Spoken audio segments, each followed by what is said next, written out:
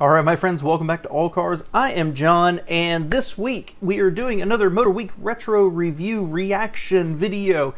Normally when I do these, I like to do cars that I remember fondly or that I loved or that I always wanted to own. And so this is not the one I expected to do. I had one in mind, but instead I found a Motor Week Retro Review with not one, not two, but three cars I almost hate. And I thought it'd be fun to do them. So take a trip down memory lane to 1985 with me for the Mustang GT, the Camaro Iroc Z, and the Trans Am. Possible by Tire Rack.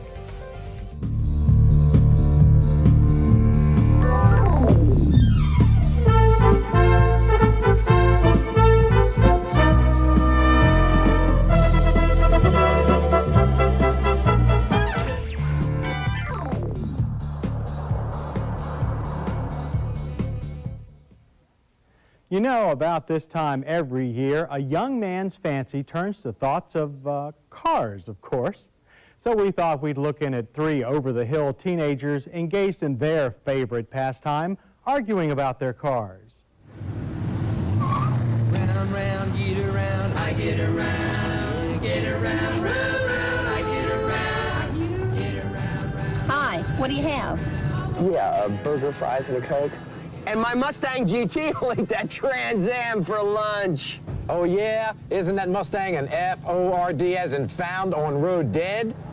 Hey, that's first on race day. What a crock. This new Iroc Camaro blow you both into the weeds. Bold talk.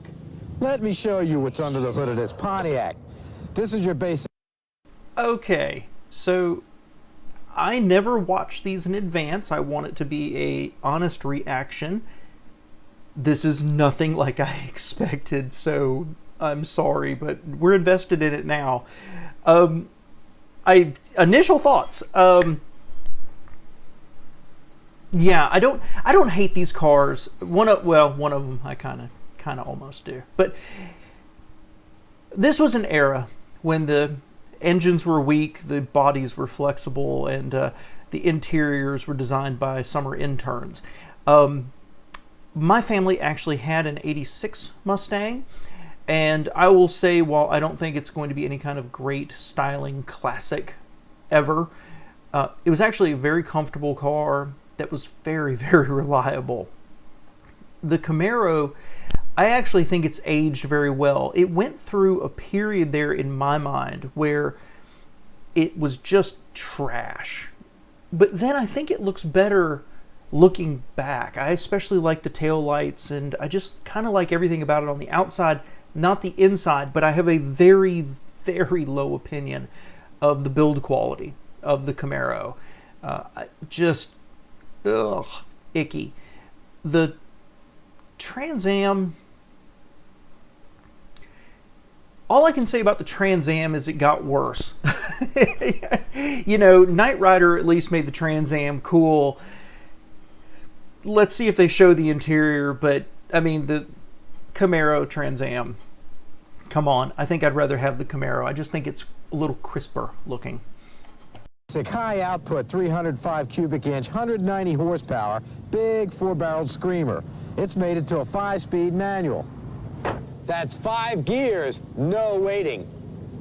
You may also feast your eyes on 16-inch wheels with 245/50 VR-rated Goodyear Gatorbacks, huge sway bars, and 4-wheel disc brakes to stop this 3,360-pound Tin Indian. Big deal. My Mustang has Gatorbacks too. 225/60s mounted on 15-inch rims, anti-sway bars the size of sewer pipes, not to mention disc brakes up front. So don't mention them.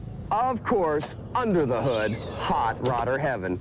The 5-speed manual transmission gets its power from Fomoco's 302 cubic inch, 210 horsepower motor with all the goodies. Tube headers, high lift roller cam, and a 4-barrel Holly big enough to inhale Cleveland. All in a light 3,180-pound package.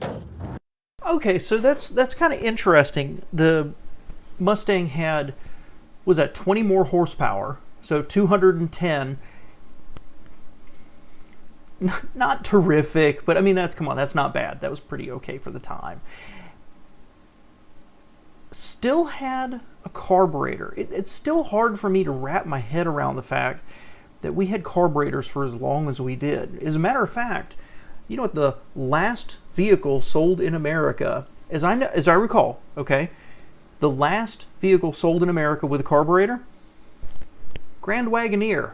Something like 1991 or something like that. Unbelievable. Anyway, Mustang kind of has the goods here.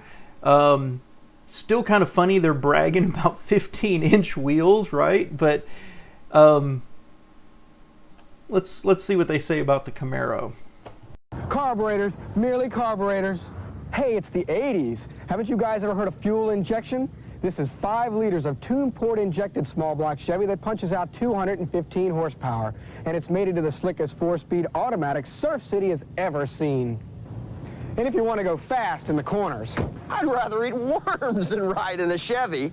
like I said, if you want to go fast in the corners, my Iroc also sports 245/50 VR16 Gatorbacks and 4-wheel disc brakes, plus larger anti-sway bars and a lower center of gravity than the standard Z28.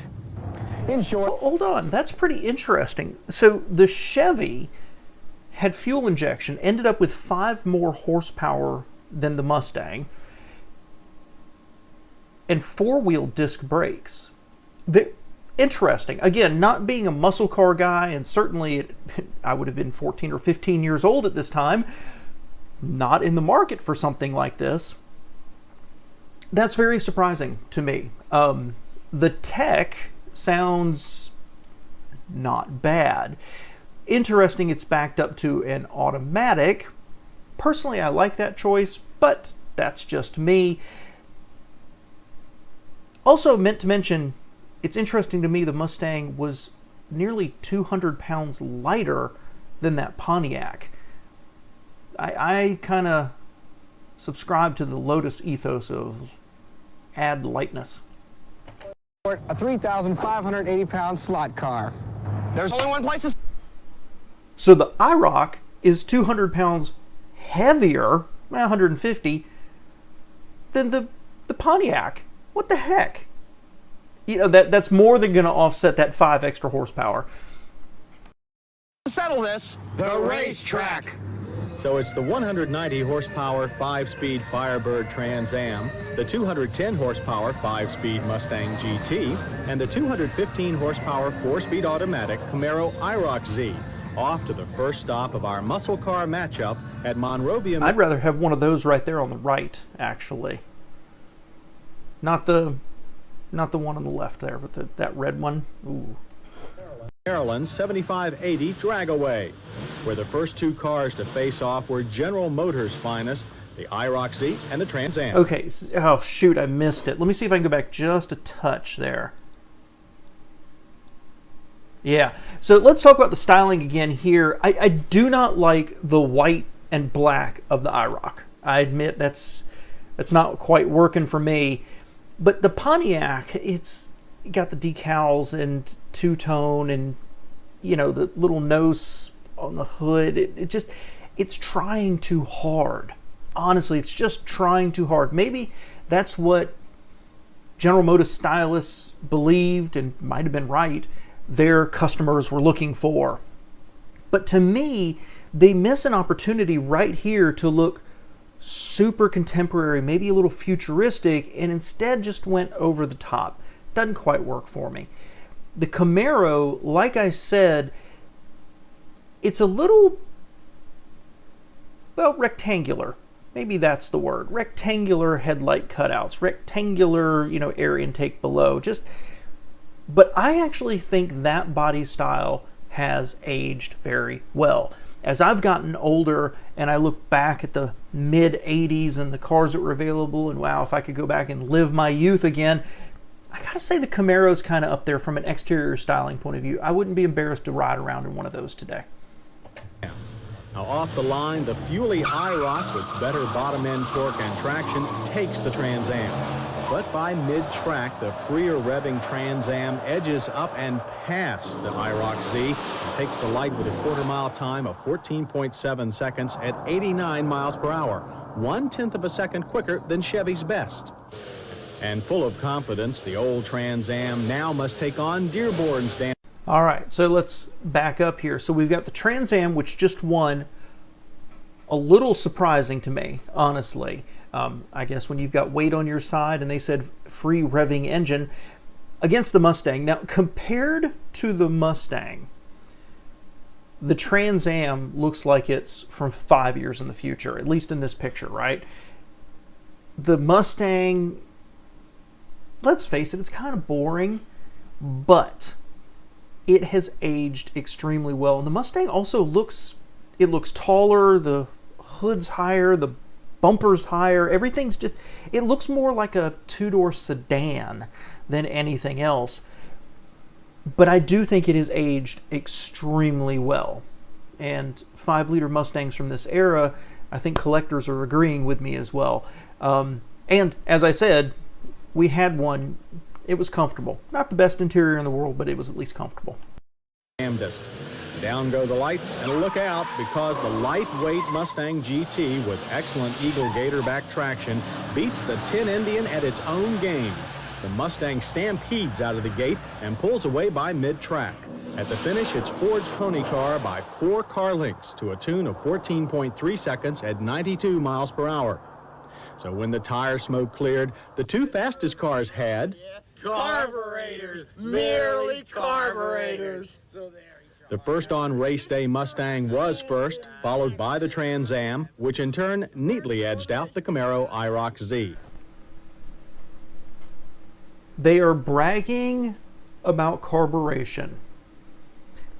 If anything tells you what was wrong with American cars, and let us say some of the buyers of those cars in the 80s, it was that right there. Embrace the future. I mean, you can't argue with the results, I guess, but ugh. But since all bad things take a turn for the better, our 3 bad machines take off for the twisting turns and high banks of Pennsylvania's Pocono International Raceway. Okay, so this isn't Dead Man's Curve, but we did set up a special 2-mile course using both high bank and the long straights of the tri-oval and a very tight infield road course. But we thought we'd limber up first with matched high-speed straightaway runs between the high banks. Here again, the Mustang ran away with a scorching 127 miles per hour. Next fastest was the Chevy Iroc, held back only by its automatic and driver fear, to the tune of 123 miles per hour. The less powerful Trans Am almost matched the Iroc Z thanks to its slippery body and manual transmission. Top speed was 122. Absolute top speed for all these cars is over 130. From there, it was on to the handling course. First up, the Mustang, looking like the late Steve McQueen's own bullet machine on a busy day. Its powerful motor, light rear end, and slightly dated chassis produced plenty of throttle-induced oversteer. Yet, helped by the Coney gas struts and shocks and variable rate springs, the Mustang thunders around the high banks and straights and slugs it out on the tight turns to produce a very fast average lap speed of 73.5 miles per hour. It may be all over the track, but it is fast. That was kind of funny to watch. I'm interested to see how fast that ends up being compared to its competitors. I'm also interested in seeing the other 2 go through, because the Ford, again, it looks tall, right? The numbers may not back me up on that, but it looks tall. It was bobbing forward, backwards, side to side. It was all over the place in terms of its body control and its movements, and they noted that it had a slightly out of date, slightly old platform, but helped by, better shocks and stuff. That's the improvement? That was kind of funny, because, man, I think a Honda Civic would outrun that thing right now. Next up is our Indian Uprising from Pontiac, so look out, Mustang. The huge Gatorbacks and more sophisticated chassis make this one running brave. Even without the latest in gas shocks, this year's larger stabilizer bars meant handling was stable and neutral in tight turns with no unnecessary dramatics. This Trans Am goes where it's pointed. And as it charged past the timers, it corralled the Mustang's time 0.2 of a second quicker with an average speed of 73.7. But at this point, Chevrolet had a surprise of its own. With more weight and an automatic transmission, the Iroc Z should have had a disadvantage here. But it politely dusted off both the Mustang and Trans Am. With its Mustang-like bottom-end power curve and a more finely tuned chassis than the Trans Am, the Iroc was fast and mean. With no fuss, no muss, and a super stiff front end and Bilstein gas shocks at the rear, the Iroc Z corners hard, brakes quickly, and really hauls the mail. And as the Chevy contingent cheered, the Iroc Z ran an incredible 9/10 of a second quicker than the Trans Am and over 1 full second faster than the Mustang, with an average lap speed of 74.4 miles per hour. I am completely shocked at that.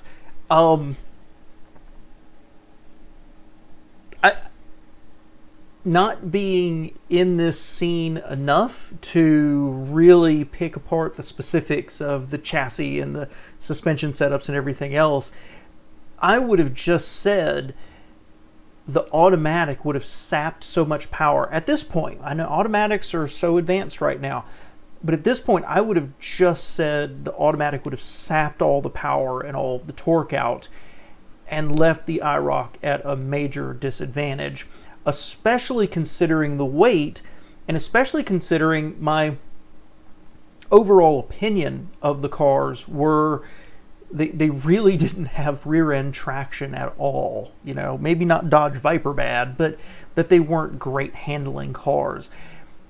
For the Camaro to beat that Mustang by a second is really kind of impressive. I will also say, because it is the 80s, going back to the styling one more time, guys, especially the Pontiac when they show the profile, but here too, GM could have lopped 6 inches off of the front and the rear of this car and really made something that looked so much tidier.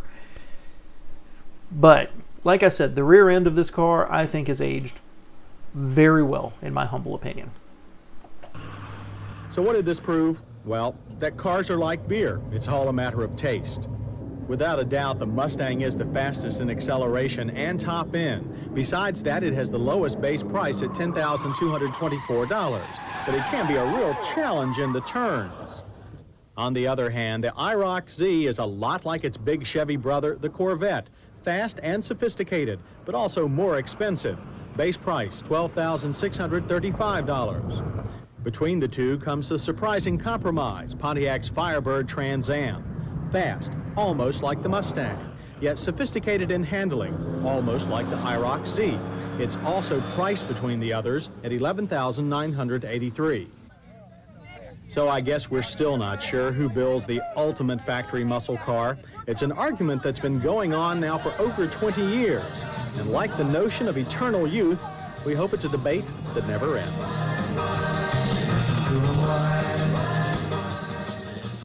All right, guys, that was kind of fun. This was a little longer than I expected, and I did not expect this format at all, but what a fun trip down memory lane. I mean, very interesting to look at it from a contemporary point of view of where these cars actually laid out. That the Mustang was fastest straight line and the cheapest. And again, I think it's arguable. I think it's aged the best overall. The Camaro, that again, through most of my life, I've had a very poor opinion of the quality, the ride, and the handling, performed the best. And a 4-speed automatic. And the Pontiac, that I really don't love, kind of is splits the difference between them, because that Camaro is nearly $2,000. That's 20% more expensive than the Mustang. Ooh, that's interesting. There's a giant what if. Actually, there's a bunch of them, but there's one gigantic what if for me here is, what if that Camaro could have about 200 pounds cut out of it? At the factory, I'm not talking about stripping out the seats and things like that, but if this whole chassis setup and everything just came in lighter, what a good performance that would be. Pretty cool, guys. And I wish they'd spend a little bit more time doing more traditional look at the cars and really shown the interiors. Because again, I think the Ford, while it's nothing special, it was better than the other two. You got a little glimpse of it there, especially with the Camaro and just how ugly the dash was.